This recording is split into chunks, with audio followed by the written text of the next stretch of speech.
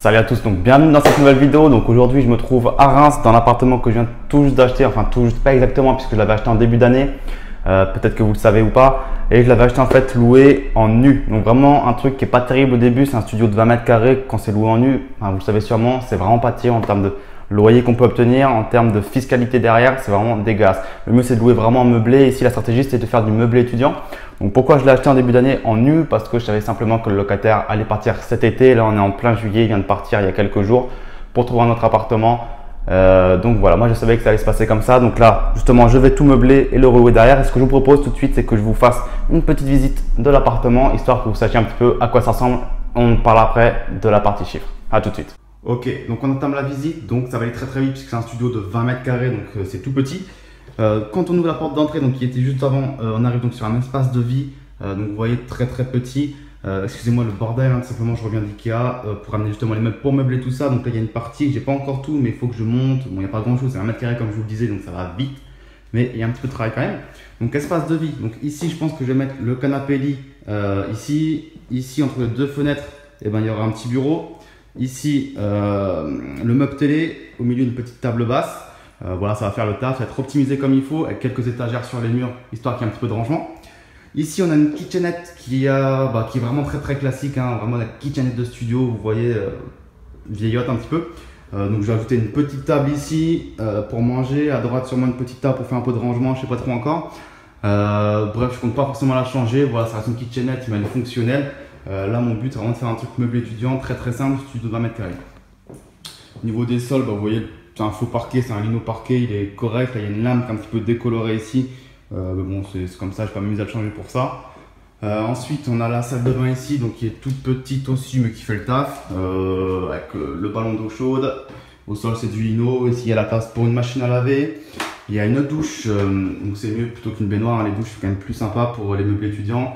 Les toilettes classiques et un petit lavabo. Donc on va peut-être changer le miroir, peut-être changer les petites cagettes un petit peu rouillées là, mais vraiment pas faire grand chose. En termes de travaux, vraiment, ce que je vais faire, bah voilà.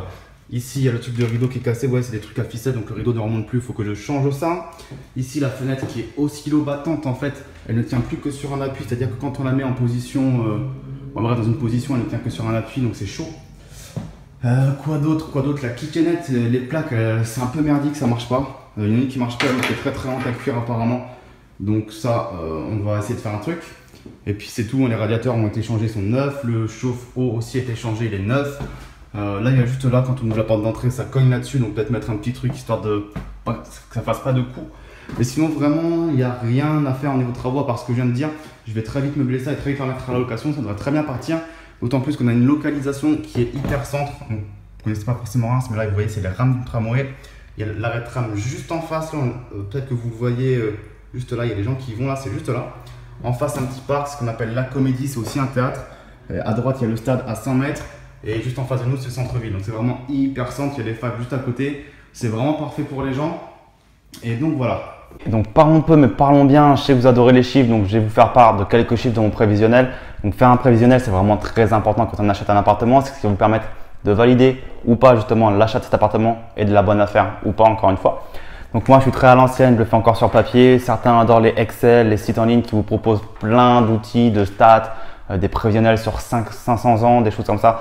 Non, moi je préfère encore le faire sur le format papier, prendre la calculette et tout faire moi-même. Ne me demandez pas pourquoi.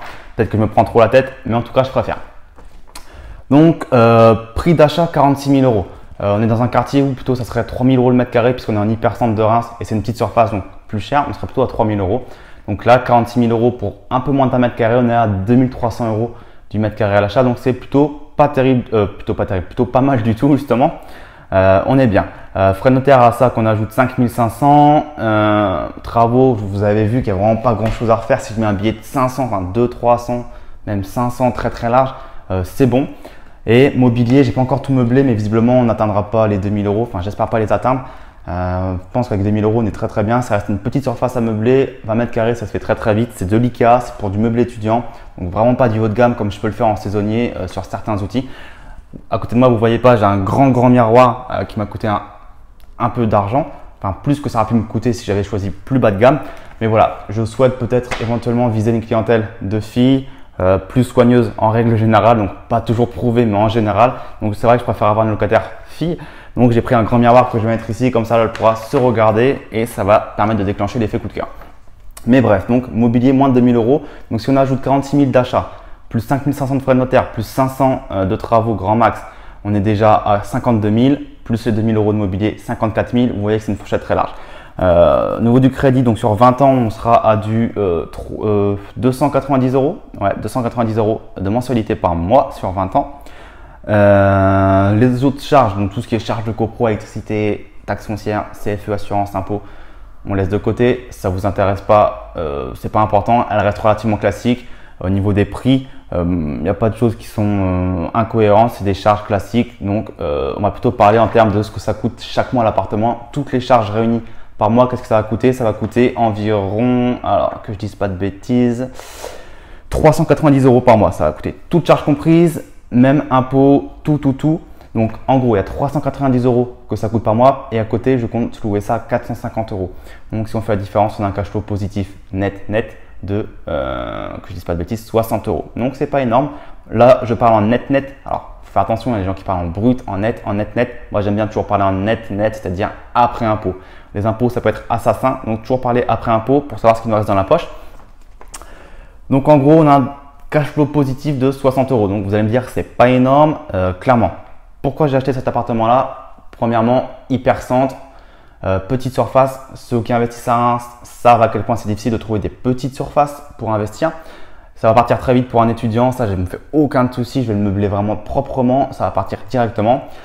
La personne possédait plusieurs studios dans l'immeuble et tout est parti dans la semaine. Il y en avait 5-6, ils sont tous partis dans la semaine. J'ai essayé de négocier, ça s'est retourné contre moi, j'ai dû acheter au prix finalement à tel point ça partait si vite. Bref. Vous voyez qu'au niveau de la règle que je dis tout le temps, ne achetez jamais de tapis rouge, des choses comme ça, il faut faire des travaux. Vous voyez que je n'ai pas respecté cette règle-là puisqu'il n'y a pas de travaux à faire hormis 2-3 conneries.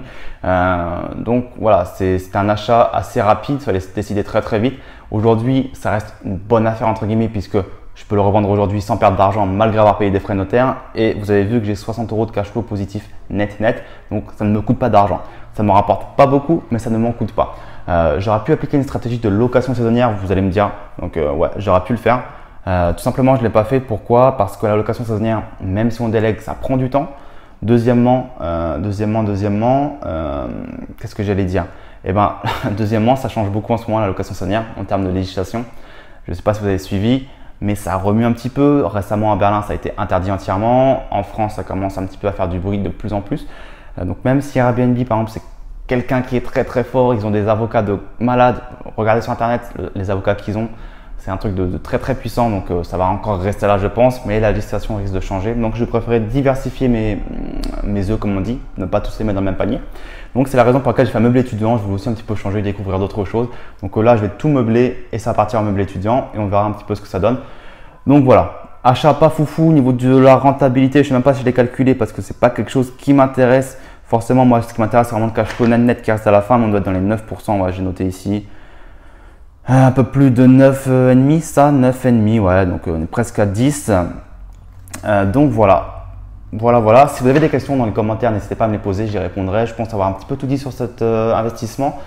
Voilà, je l'avais acheté, il était loué donc nu. Ça, je l'ai dit tout à l'heure, nous sommes en début de vidéo. Je l'avais acheté, il était nu. Le locataire, je savais qu'il partait cet été. Il y a une semaine, je vais meubler et je vais faire du meublé. Donc pour des raison de loyer plus élevé et de fiscalité plus intéressante. Donc voilà, je ne vais pas me répéter plus que ça. Si vous avez des questions, je vous compte sur vous pour que vous me les posiez. Je répondrai à tout le monde. Et sur ce, moi je vais aller vite fait meubler ça et puis louer. À très bientôt. Bonne journée. Ciao. Au fait, n'hésitez pas à télécharger ci-dessous le petit livre que j'ai écrit et qui retrace comment j'ai pu acheter à 21 ans, sans salaire et en tant qu'étudiant, mon premier appartement pour le louer. Je vous dirai tout de A à Z, de la recherche du bien à la négociation, au financement, à la mise en place de locataires, gestion, travaux, etc. Il vous suffit juste pour cela de me laisser votre adresse email ci-dessous et je vous enverrai ça immédiatement. Je vous dis à très bientôt. Ciao.